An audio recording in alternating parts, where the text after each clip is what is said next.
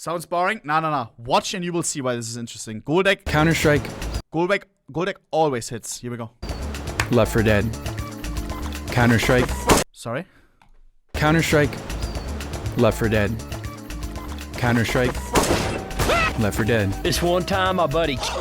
When most people think of one of these games, they usually don't think of the Dude, I'm still not used to seeing Goldeck because he only showed himself in like 1 or 2 videos. together, but I do, and for a good reason. The idea of these games being connected has been a decently discussed topic for years. There's even a theory that the terrorists from Counter-Strike actually created and spread the zombie virus in Left 4 Dead, which is a very silly theory. Am I tripping or does he look like one of those Discord guys? He looks like a Discord YouTuber. Like, is it Soft Willy? Soft Willy. Oh my god, 1-to-1. Dude, I'm so good with comparisons. Look at that. 1-to-1.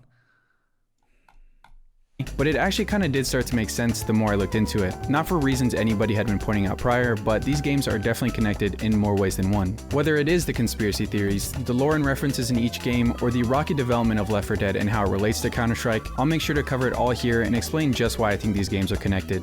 But real quick, I'd like to thank the sponsor for this video, SkinsMonkey. SkinsMonkey is a Counter-Strike trading site that allows you to instantly trade or upgrade your Counter-Strike items very easily.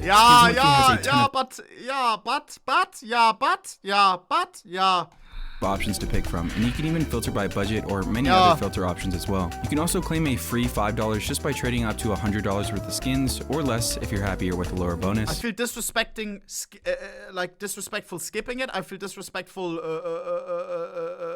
plugging a better site.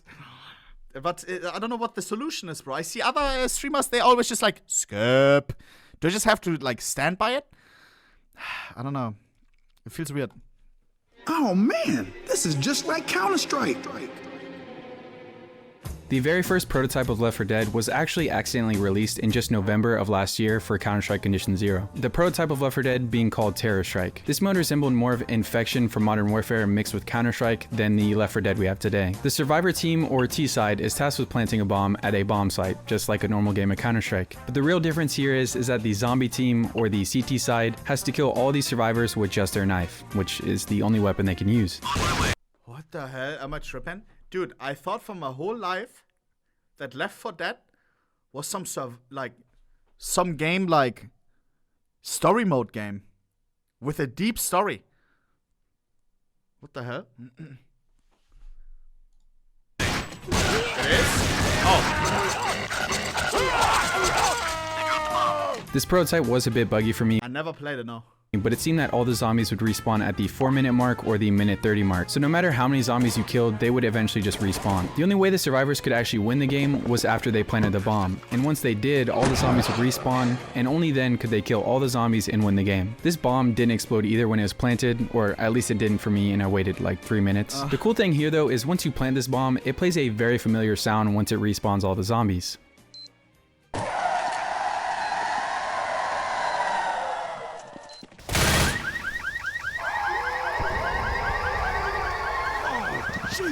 This earlier build of Left 4 Dead was as basic as— Dude, look, this sound effect is actually originally from Half-Life 1. Oh, no. The sound file being named the Horror 2, dude. I love how Valve is, dude, it's kind of cool to see as well because this just shows how small their team is, no? It's all like so internal and everything. It's all like always the same guys here and there chatting with each other. Dude, and they reuse stuff, models, sounds, map design always here and there between the games. That's so cool. This earlier build of Left 4 Dead I don't was— think it's lazy. I think it's cool. As basic as it came. The only real modifications it made to Counter-Strike Condition Zero was the zombie sound effects, which were a bit spooky at times. The zombies would also make a loud watery sound when walking, presumably so they couldn't sneak up on you, and there was a reloading voice line each time you reloaded.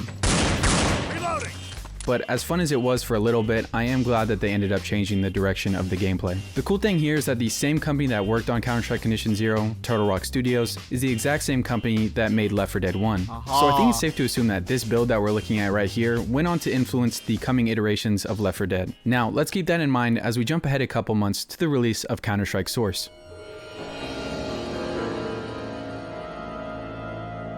Using the developer commentary mode in Left 4 Dead 1, you can hear game designer at Turtle Rock Studios Mike Booth say this. While we were developing bots for Counter-Strike Source, we discovered that a few of us armed to the teeth with automatic weaponry against 30 knife-wielding enemy bots was a lot of fun. Left 4 Dead is the result of this evolutionary design process. Interestingly enough, Mike Booth was also tasked with working on the AI for Counter-Strike Condition 0, so we can also assume that he's talking about Terrorstrike here as well. So what came of this Counter-Strike Source Left 4 Dead build? Well, this is actually what turned into the very first Left 4 Dead that we have today. It of course went through a ton of iterations, some being so foreign you wouldn't even think it's Left 4 Dead. In fact, a lot of these earlier So Left 4 Dead wouldn't have even existed if it wasn't for CS? Am I getting this right? They wouldn't have discovered, oh, this is so much fun. They wouldn't have started working on that Left 4 Dead project. Damn, G. Left 4 Dead builds basically look the exact same as Counter-Strike Source, which you can really see just how many Counter-Strike Source assets they really used for this game in the alpha previews at QuakeCon 2007. Thankfully, a lot of these Counter-Strike Source assets were replaced, but you can actually still find a lot of them in the game we have today. The weapons from Counter-Strike Source were also released in Left 4 Dead 2, but those were in there for more complicated reasons like German censorship and all that other shit. Eventually, they were just released for everyone. Once they got the core gameplay loop done, I assume that's when they went to work on the story and campaign, which of course follows the 4 lovable characters that go on to kill everybody around them. What the hell?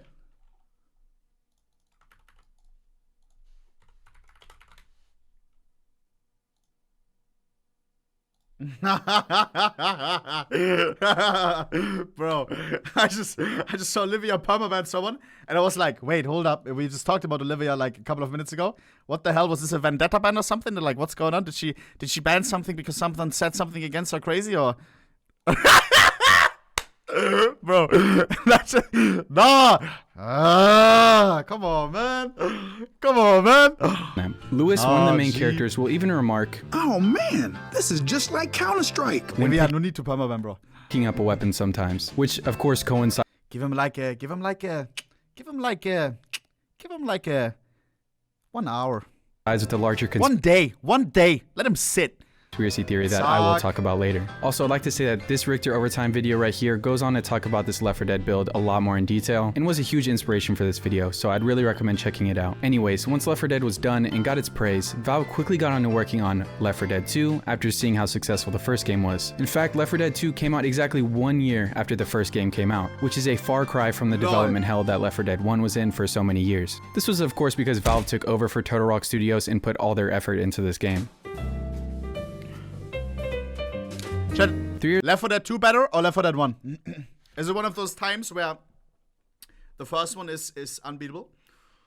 Oh, wow. By a margin. Everyone's saying 2. Okay. Just after Left 4 Dead's 2 release, Valve goes on to release their newest game, Counter-Strike Global Offensive. And what Keen Eye players were very quick to realize was just how many reused assets and weapons from Left 4 Dead 2 were in Counter-Strike Global Offensive. The Desert Eagle from Left 4 Dead was the exact same model in Counter-Strike, but was thankfully shrunk. The MAC-10 in CSGO was also the silenced submachine gun, but with the silencer taken off. I mean, just look at it. The AK-47 was the exact same model. The SCAR that was in the beta CSGO was also the exact same model from the combat rifle in Left 4 Dead. The Glock was also reused as well, but not all weapons were reused. But not only did players notice the exact same weapon models, but they also noticed the same locations. The Burger Tank from Left 4 Dead looks eerily similar to DE_. Oh my god, I love that map. That's from Left 4 Dead? Or Bank in CSGO. The Swamp Town from Left 4 Dead 2. Wait! Isn't this also from Payday? I swear that map comes from Payday. Wait. It's another a game where Valve is taking like things from here and there, no? Lol, yeah, lol. That map is in 3 fucking games. That's crazy.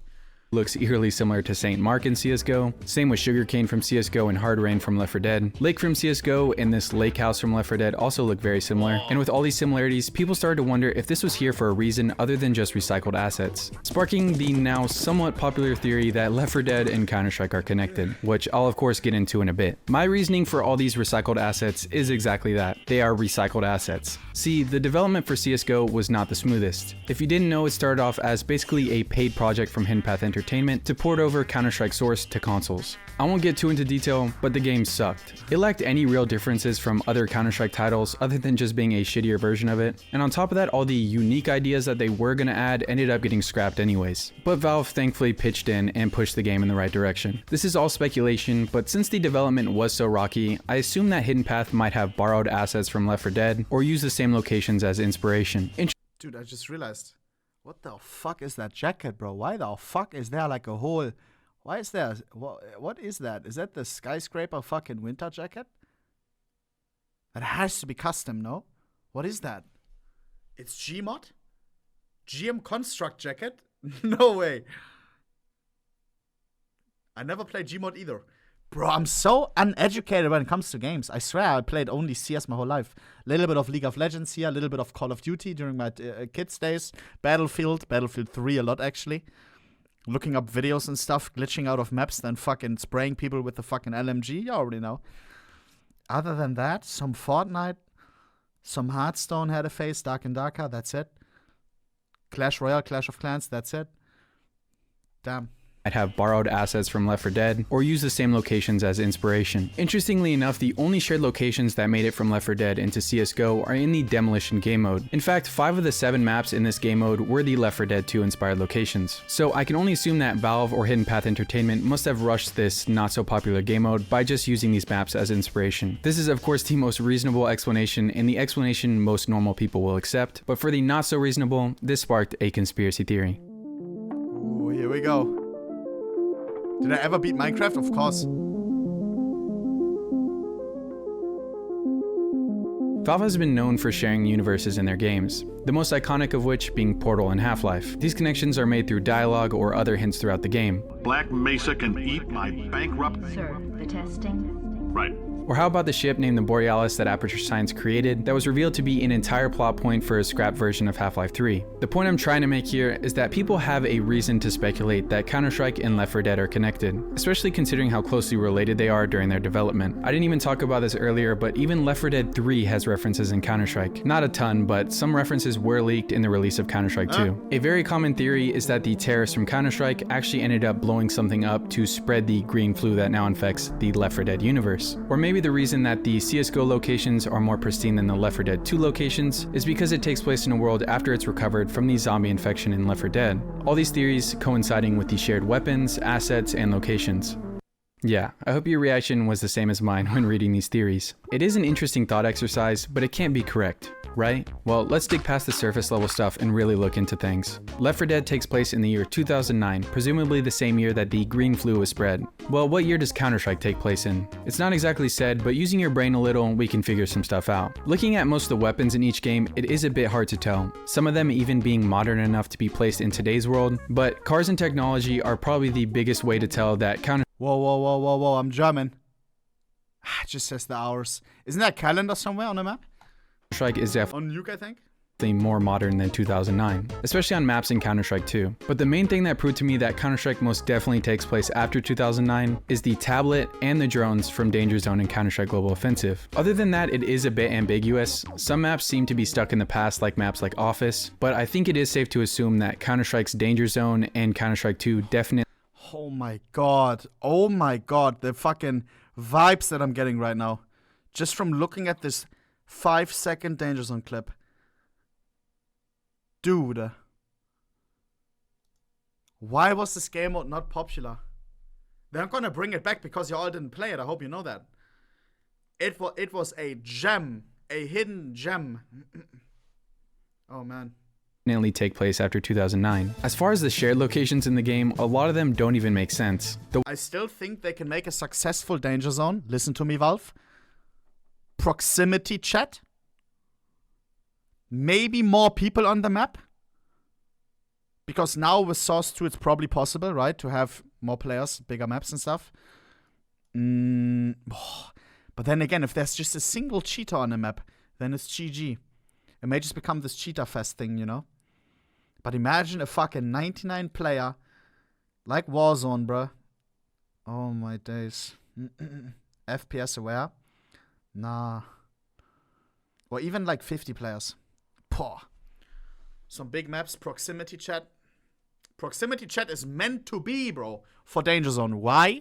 Because it's perfect in fucking those games in the first place. In PUBG, it's the funniest thing. Warzone, they added it's the funniest thing.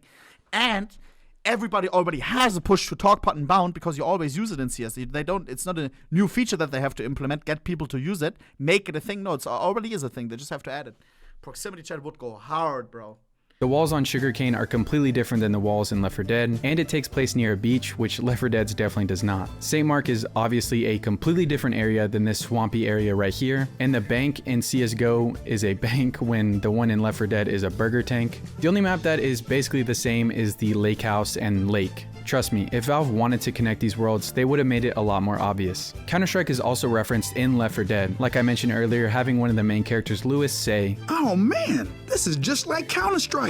So it may even be that Counter-Strike is a playable video game in the Left 4 Dead universe. Lewis will also reference the main protagonist from Half-Life, Gordon Freeman. Man, I feel like I'm Gordon Freeman. That's sick. And boxes of cereal in the game also have Team Fortress 2 on it, so all these games can't really be connected in the Left 4 Dead universe, other than them just being a pop culture reference like it is in our real world. All the other stuff like the boat sharing the same name or the same textures are nothing other than recycled assets. So I basically just proved to you guys that Counter-Strike and Left 4 Dead most definitely don't share the same universe and just wasted all your time. Just kidding. I do have something extra. Payday. Here we go.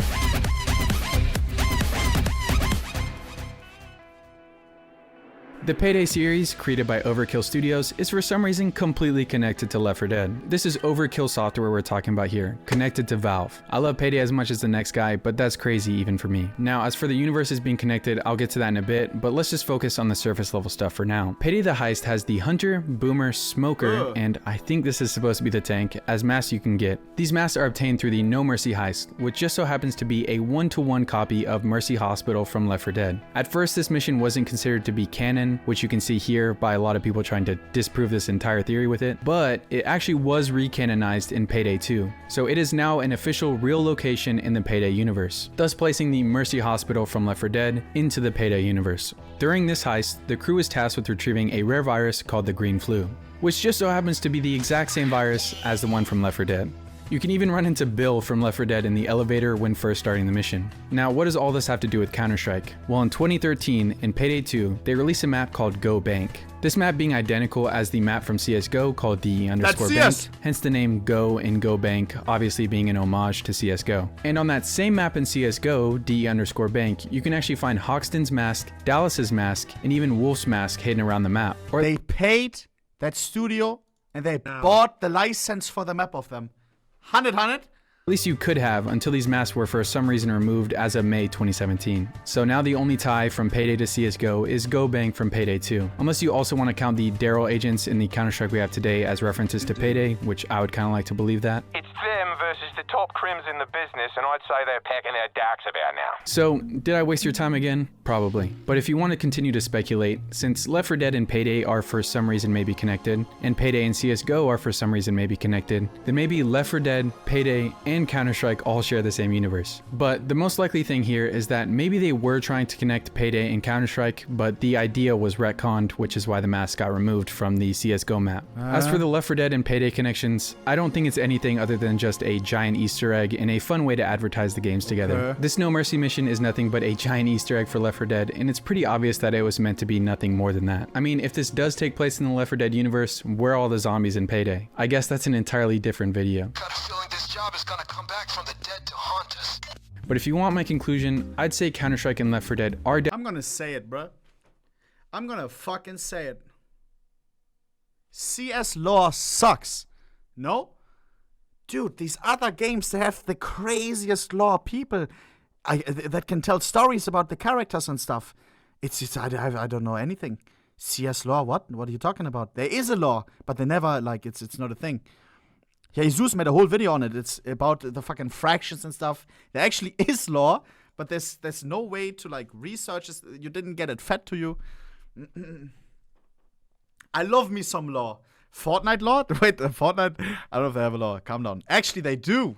100% they do with all the map changes, bro. The burger all of a sudden into the map, zack. The meteor. They have more lore than we do. Definitely connected, especially in references to Left 4 Dead as well as the development for each game. It is kind of crazy to me that no matter which Left 4 Dead you're talking about, it'll always be connected to Counter-Strike. Valo lore? Bro, it's so crazy to me. Ooh, chat, we have to talk about one thing after this. Who saw the Astralis female team tweet? We will check it out in a second. I have an opinion on it. Whether it's Terror Strike and Condition Zero being the very first prototype for Left 4 Dead, the first Left 4 Dead using Counter-Strike source assets, the shared assets from Left 4 Dead 2 and CSGO, or even the fact that Left 4 Dead Do-wop. Hearts in our fucking chat box. Kuss, Habibi. Kuss. Where's the next video, man? Where's the next tier list, bro? Come on, give me something. Maybe spread your wings out. Tier list of of your favorite games. I want to see you. Doesn't have to be CS. If you're out of ideas, you can spread your wings, Duab. You can spread your wings. You're funny to the CS community. You're funny to anyone else as well. My favorite Duo Webs games tier list. Bang. All the games you played in your childhood and shit. I don't know. Something. Give us something, bro. Please, Duab, please. Hearts in the chat for Duab. Dead 3 was referenced in Counter-Strike 2. But are the universes actually connected? Most likely not. But if you want to continue to believe that delusion, be my guest. It is a fun bit of headcanon to have. Yeah. I'd say the most likely theory here is that Counter-Strike is just a playable video game in the Left 4 Dead universe. As always, please subscribe and like the video if you liked it. Yeah. And if you didn't like it, go and leave a comment why, and I'll try to do better next time. Yeah. Guys, W fucking video. W video. Zack, boys. Leave me some love. You already know. Goldecs, absolute fucking boss. Absolute boss.